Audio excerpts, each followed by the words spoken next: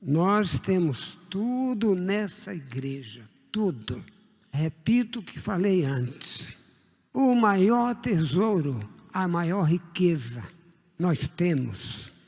Porque no tempo certo, com quase 2000 anos, Deus fez o plano de cumprir o plano de Jesus na pessoa da Santa Vó Rosa. E o povo para seu rebanho.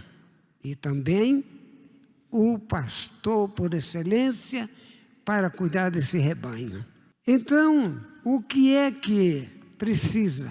É cooperarmos com ela em tudo, na nossa vida, na consagração, na obediência, recordar os ensinamentos, tudo, porque a parte de Deus está bem feita.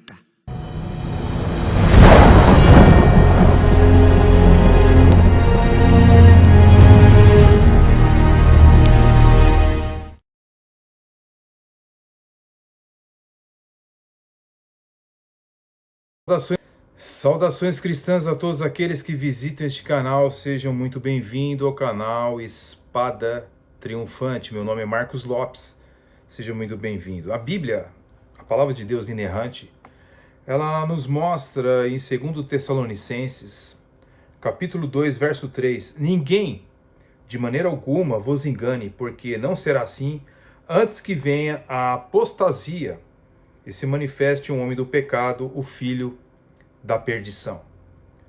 Nós temos aqui uma profecia que irá se cumprir e já está se cumprindo em partes. Ou seja, primeiro virá uma grande apostasia, um distanciamento de Deus, para que depois venha a ser manifesto, depois dessa grande apostasia, o homem da perdição, o anticristo. Senhores, essa apostasia ela está crescendo a cada década do século XXI de uma maneira assim como o homem jamais viu. E no dia de hoje estaremos tratando sobre uma organização religiosa chamada Igreja Apostólica Vó Rosa, ok? Bem, um pastor chamado Sidnart Ambrose informa que nos anos de 1953 a 1954 foi levantada uma tenda na Avenida Celso Garcia, no Tatuapé, em São Paulo, onde se reuniam crentes evangélicos sob a direção de um missionário americano chamado William Schaeffer, ok? Formou-se então uma igreja e o missionário viajou para os Estados Unidos a fim de angariar fundos para um programa radiofônico, ok? A igreja ficou aos cuidados de Eurico Matos Coutinho, que, segundo alguns, tinha sido um pastor presbiteriano. Eurico alugou um salão no segundo andar de um prédio na rua Tuiuti, então ele desmontou a tenda e a igreja seguiu o seu caminho. Quando o missionário voltou dos Estados Unidos, pregou algumas vezes e ele tornou a levantar a tenda no mesmo lugar que ele tinha deixado. Mas o povo não mais o seguiu, né? A tenda foi desmontada e levada para um local ignorado. A essa altura, Eurico se fez bispo, se autoproclamou bispo, né? E junto com a sua esposa Odete Correia Coutinho, né, seguiram esta nova igreja que iria se tornar mais tarde uma seita. Ok? Os fundadores, então, nós vemos então na pessoa do bispo Eurico Matos Coutinho e a sua esposa missionária Odete Correia Coutinho e uma mulher conhecida como a Vó Rosa. Essa mulher, dizem, né, segundo a organização religiosa, todo o conhecimento da doutrina e a organização da igreja, Jesus nos deu através da Santa Vó Rosa, né? Pois durante 16 anos foi ela que constantemente foi arrebatada aos céus em espírito, a fim de aprender o que era necessário e útil para o preparo da igreja. Então, assim, através dela, tomamos conhecimento da vontade do Pai quanto à organização da igreja e a grande parte da doutrina diz as literaturas dessa organização? Bem, julgando, né, pelos ensinos estranhos que essa senhora, que alega ter sido lá arrebatada, né, e trouxe, né, nós vemos claramente que está totalmente distante daquilo que está proposto na Bíblia Sagrada. Assim como Ellen White, né, aquela que ajudou a fundar o Adventismo do Sétimo Dia, assim como Joseph Smith Jr., fundador do mormonismo, e tantas outras organizações religiosas, eles se substanciam em revelações, alegando ser essas revelações de Deus.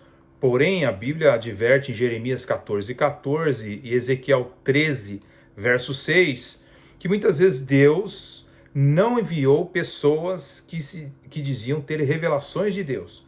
E o povo foi enganado por essas pessoas. Esse é o problema de acreditar em revelações, ok?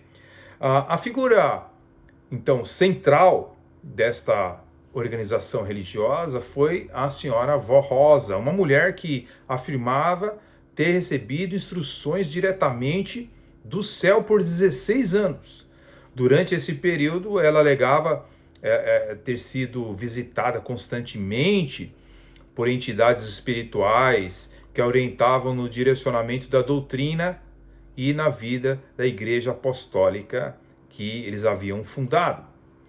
Reivindicam para si o título de Igreja Apostólica, declarando que o título é oriundo de Atos capítulo 2, versículo 42, e perseveravam na doutrina dos apóstolos e na comunhão e no partir do pão.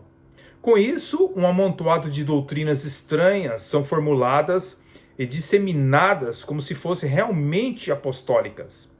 É o caso, por exemplo, que nós vemos aí da Igreja Apostólica, essa mistura que nós iremos ver aí de doutrinas que se passam por ensinos evangélicos, né? Mas a sua autoridade religiosa é a Vó Rosa, né? Isso lembra muito o Espiritismo, porque creem na mediunidade, né, da Santa Vó Rosa, colocam ela numa posição, né, que como se fosse a posição do Espírito Consolador, o Espírito Santo. Enquanto o Espiritismo kardecista ensina que a promessa de Jesus de mandar o Consolador prometido por Jesus se cumpriu no dia 18 de abril de 1847, com o lançamento do Livro dos Espíritos na França, a Igreja Apostólica afirma com muita ênfase que o Consolador veio na pessoa da Santa Vó Rosa, quando ela faleceu no acidente de trânsito em sua cidade em Poá, estado de São Paulo, no dia 26 de outubro de 1970, quando ela morreu com 76 anos de idade. Com 60 anos de idade, ela dissera que recebia revelações especiais de Jesus para fundar essa igreja apostólica. Os líderes interpretaram sua morte como um arrebatamento. Ela é a figura central dessa igreja apostólica. Agora, sobre a questão do Espírito Santo, vamos refutar essas argumentações.